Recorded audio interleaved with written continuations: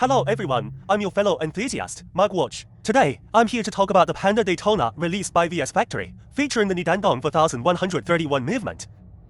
The one on the left here is the old version with the Dandong 4130, while this is the new version with the Dandong 4131 movement. The new one is our main subject, but I want to use this video to explain the differences between the old and new models. From a purely aesthetic standpoint, you might not see much of a difference at first glance, right? The color scheme is identical. But actually, if we take a closer look, there are some fundamental differences. First, let's look at the sub-dial markers, specifically the markers at 3, 6, and 9 o'clock. Can you perceive the difference? The sub-dial markers on the old version, the Dandong 4130, are thicker. The new Dandong 4131 model features much thinner markers. That's the first point. Second, look at the R markers next to them. The Dandong 4130 movement version has R markers that are thicker and shorter. Now look at the new Dandong 4131. The markers are thinner and longer. Right, that's the second key difference. And the third, most obvious difference lies in its bezel. The ceramic bezel on the 4130 model does not have the steel ring for protection, right? It's just an exposed ceramic bezel. But the new Dandong 4131 model has this steel ring protecting the ceramic bezel. Because ceramic, by its nature, is relatively brittle and prone to shattering. If you have a severe impact, this ceramic bezel could potentially crack. But you see, the Dandong 4131 version adds this steel ring for protection, which is a significant improvement. Steel has a much higher hardness, so at most, it will only show signs of wear. This might be because the genuine manufacturer also realized that the ceramic bezel was frequently prone to cracking, so the new model was upgraded with this steel ring. Okay, we won't discuss the Dandong 4130 any further. Let's focus directly on this one, the Dandong 4131 model. Alright, let's appreciate its overall detail and craftsmanship. Now, I must reiterate, Clean Factory is no longer producing these.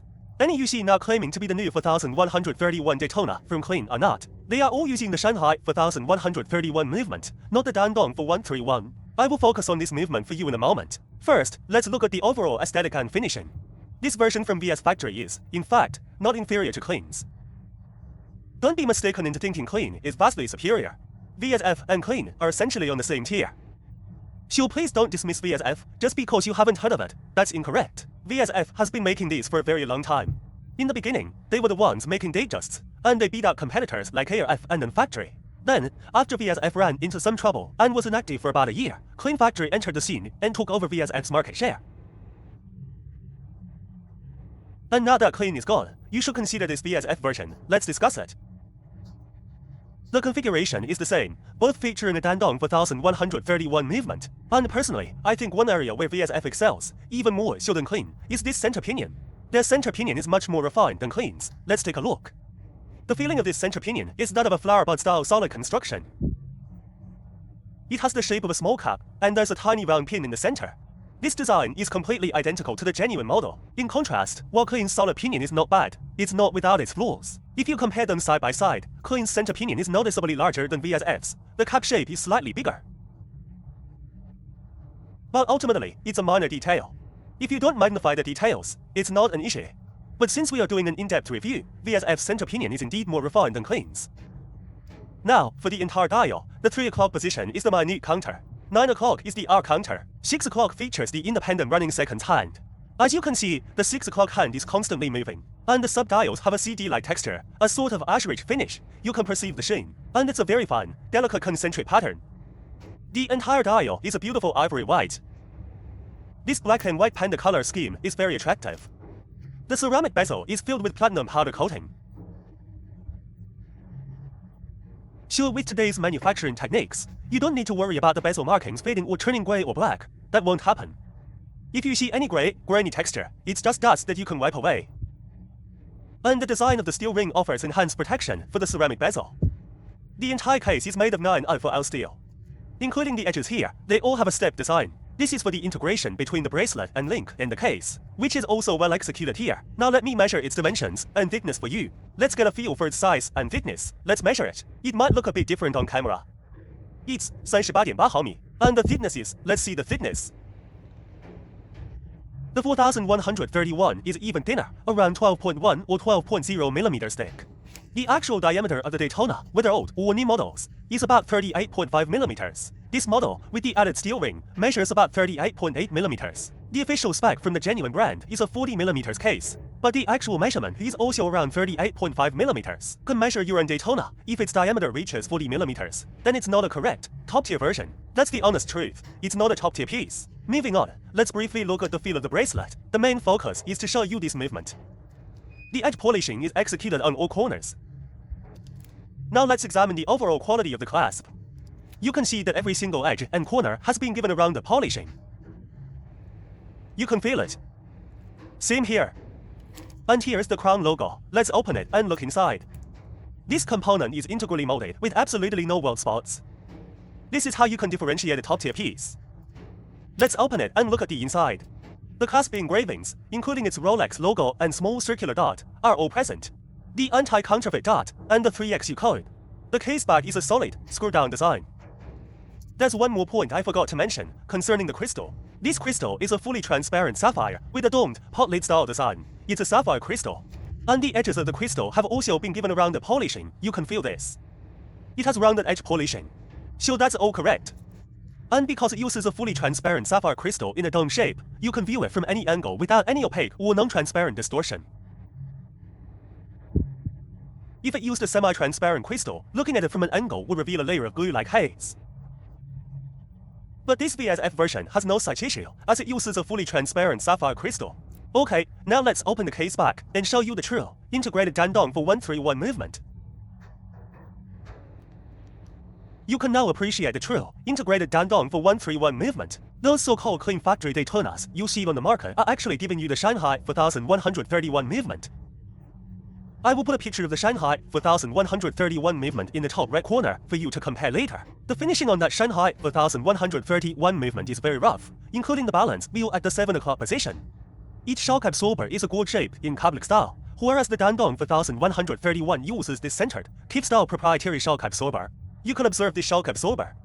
You can also take a screenshot and compare. The blue high spring is also present, and the balance wheel at 7 o'clock is finished perfectly. The escapement wheel below the balance wheel is also fully functional and operates normally. And then there are the engravings. Take a look. All the necessary engravings on the movement, including the 4131 engraving, are done with the gilt deep engraving process. They are very three-dimensional. Furthermore, the movement plates are finished with a very fine Geneva striping. This is another point of differentiation you should look for. Take a good look. The entire movement ... Also, on a full wind, this movement can achieve a power reserve of about 72 hours. It has a smooth sweep and no phantom gate position. And the stability of this movement, whether it's the Dandong 413 or the Dandong 4131, is completely comparable to an ETA 7750. The stability is extremely high, and the repair rate is incredibly low. I'm not kidding, this is based on market feedback. I have rarely received a Daytona with the Dandong 4130 or 4131 for repair. Now, look at the engravings on the automatic rotor. They are also this type of gilt deep engraving, along with the crown logo. There are 27 ball bearings here. At this position, 27 ball bearings. I'm not sure about the practical significance of these ball bearings, but in any case, it is made with 27 of them. And the power reserve is about 72 hours. Another point is the design of the actuating lever here. Let me demonstrate for you. It's quite interesting. First, we wind the watch. As I wind it, you can observe the rotation of the entire winding gear train. Take a look. See that? All the gears are genuinely functional. That's the first thing. Second, when we activate the chronograph, this column will operate normally. Let me first unscrew the pushers, this one and this one. Now, you can watch. Let's press the chrono start. There the chronograph starts. Now, if you press it again to pause, ... the column will stop, and then press again to reset. Right, let me demonstrate one more time. You can really play around with the chronograph on this Dandong 4130 or 4131. But if it's a 7750 based movement, you should use the chrono function sparingly. Let's press it again. See, the chronograph starts, then press again to pause. The column will make a turn. Then press the top pusher. ... to reset. There, it goes back. Every single gear you can see in this movement is fully operational. It's a true integrated movement, and its stability is exceptionally good. Finally, I'll put it on my wrist for you to see and briefly explain how to set the time. For the Daytona's chronograph function, let me quickly recap for you. 3 o'clock is the minute counter. 9 o'clock is the hour counter, and 6 o'clock is the independent running seconds hand. The longest, thinnest hand, which is currently blocked, is the Chronograph's second hand. So after you unscrew the pushers, you press the top one to start the function. See, then you press it again to pause. The bottom pusher is for reset. You must pause it first before resetting. After you're done, just screw the pushers back down. Screw them tight, and you're good. As for the screw down crown, let me show you how to set it. Unscrew the crown first. Once it pops out, this is the winding position. Then pull it out one more stop. And you can adjust the hands. It's a smooth adjustment, and there is no date setting position. This movement, on a full wind, can achieve a power reserve of 72 hours. And the stability of this movement is truly excellent. To secure it, press the crown in while turning it clockwise to screw it down. Finally, I'll put it on my wrist so you can get a feel for the effect. My wrist circumference is 16.5 centimeters, and this Daytona fits perfectly with no issues at all. Let me give you a feel for its on-wrist presence. They're between the new and old models. Just choose based on your personal preference. However, the old version with the Dandong 4130 movement offers a slightly better value for money. Alright, you can see the on-wrist effect. The Panda color scheme is very good looking. So to summarize for you, currently, if you want a truly excellent Daytona, the one to get is from VS Factory. Clean Factory is no longer available. Not a single one, don't fall for it. Those are all using the Shanghai 4131 movement. If you want to experience the true, excellent Dandong 4131, it has to be this VSF version. The aesthetics, details, and craftsmanship are flawless. You can even open the case back to see